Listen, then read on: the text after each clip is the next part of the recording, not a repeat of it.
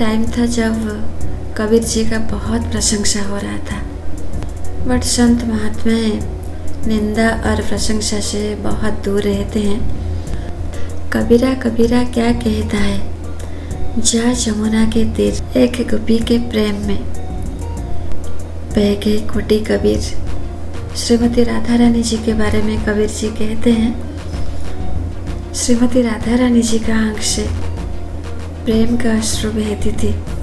कबीर जी का ये कहना है, अश्रु विरह का होती है, दुख का होती है, प्रेम का अश्रु नहीं होती। पर श्रीमती राधा रानी जी का आंख से श्री कृष्ण जी के लिए प्रेम का अश्रु बहती थी। एक दिन रुक्मिणी मैया विदुर जी से कहते हैं,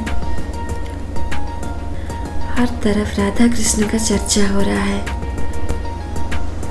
हम राधा जी से मिलना चाहते हैं, पर ये राधा है कौन? पर ये राधा अप्सरा है या देवी?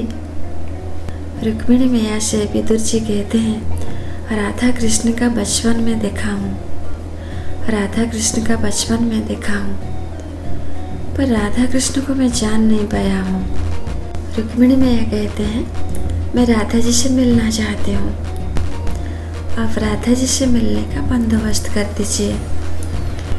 ये बात विदुर जी श्री कृष्ण जी से आकर कहते हैं, हे कृष्ण, रुक्मिणी राधा से मिलना चाहते हैं। सफ़ेद हाथी के ऊपर सवारी होकर रुक्मिणी मैया बरसाना में पहुंचते हैं। बरसाना में एक एक करके सबको पूछते हैं, राधा कहाँ मिलेगी? सबने एक ही बात कहते हैं, राधा जमुना किनारे मिलेगी। अच्छा, रुक्मिणी मैया जमुना किनारे जा पहुंचते हैं। रुक्मिणी मैया को पहले कभी कोई नहीं देखा था। अपना परिचय छुपाते हुए रुक्मिणी मैया जमुना किनारे पहुंचते हैं। जमुना किनारे कोई नहीं, दूर से नजर आती है कोई बैठी है, यहाँ तो कोई नहीं। ये बंशी का धुन कहाँ से आ रहा है? ये बंशी कौन बजाता है? रुक्मिणी माता इधर उधर देखते हैं, कोई नहीं दिखाई देता उन्हें। इसको अपना भ्रम समझ के आगे बढ़ते हैं। बंशी का धुन में राधा का नाम इतना स्पष्ट कैसे सुनाई दे रहा है? रुक्मिणी माता का आनंद बढ़ती ही जा रही थी। जितना आगे बढ़ रहे थे उनका आनंद उतना बढ़ रही थी। यह आनंद उनका पहला अनुभव था। इसका मतलब कृष्ण का पहला पसंद है आनंद। उनको पता चल ही गया था, आगे जो बैठी है वो जरूर राधा होगी। पानी के भीतर जब उनका परछाई देखते हैं, रुक्मिणी मैया वहीं गिर जाते हैं। श्रीमती राधा रानी उन्हें संभालते हैं। इतना खूबसूरत थी राधा। कृष्ण के लिए श्रीमती राधा रानी जी के आंख से प्रेम का अश्रु बहना इतना हार्ट टचिंग था, रुक्मिणी मैया अपने आप को संभाल नहीं सकी।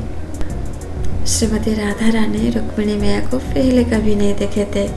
यहाँ इतने सारे गोपियाँ हैं, पहले तो मैंने कभी तुम्हें नहीं देखा। कहाँ से आए हो तुम? अपना परिचय मत छुपाओ, कह दो मुझे तुम कौन हो। मैं द्वारिकाधीश कृष्ण पत्नी रुक्मिणी। श्रीमती राधा रानी जी का मन में खुशी का कोई सीमा नहीं। तुम अकेले आई, कृष्ण नहीं आया। श्रीमती राधा रानी सबको बुलाते हैं, सारी गोपियाँ आ जाते हैं। रुक्मिणी मैया का परिचय कराते हुए श्रीमती राधा रानी कहते हैं, ये मेरा कृष्ण का पत्नी। रुक्मिणी जी का पहला परिचय सुदामा जी से कराते हैं। देखो कौन आई है मुझसे मिलने के लिए। मेरा कृष्ण की पत्नी रुक्मिणी, मेरा माधव की पत्नी रुक्मिणी, मेरा गोविंद की पत्नी रुक्मिणी। श्रीमती राधा रानी जिसके साथ होते हैं, अनंत प्रेम के आस्वादन कराते हैं। विदुर जी श्री कृष्ण जी से कहते हैं, रुक्मिणी अभी तक आए नहीं। श्री कृष्ण जी बढ़िया सा स्माइल देकर कहते हैं, रुक्मिणी राधा के साथ है, वो द्वारिका क्या मुझे भी भूल जाएगी।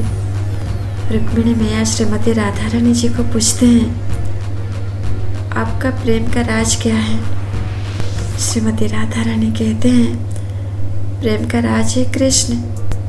कृष्ण को अगर पाना चाहते हो, कृष्ण का प्रेम बन जाना, पत्नी बनकर कृष्ण का साथ रह सकते हो, कृष्ण के पास रह सकते हो, कृष्ण को पा नहीं सकते हो, हमेशा कृष्ण का प्रेम बनकर रहना। यही सेम उपदेश माता सती अनसुईया ने सीता मैया को दिए थे। श्री कृष्ण जी रुक्मिणी जी का राह देखते थे। रुक्मिणी वृंदावन से लौटेगी और राधा के बारे में कुछ कहेगी। कृष्ण खड़े थे, सबको इंतजार था राधा जी के बारे में कुछ सुनने को मिलेगा।